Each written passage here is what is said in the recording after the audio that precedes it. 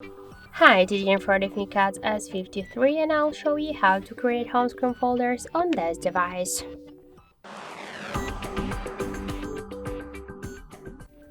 So first hold for a while the application and drag this up to another one by this way. Now we can see that we just successfully created the new home screen folder. To just give a name or rename it, open the folder, tap to the name and enter the new one. Then just tap to OK. To move folder here on the screen or between the screens, you should just hold it and drag it. To remove the application from here to the home screen, hold it and tap it, drag it to the home screen. But if you want to remove this application from the folder from the home screen, hold it and drag it to remove icon by this way.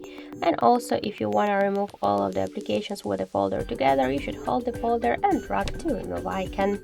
So that's it. Thank you for watching, and if you find this video helpful, leave thumbs up and subscribe our channel.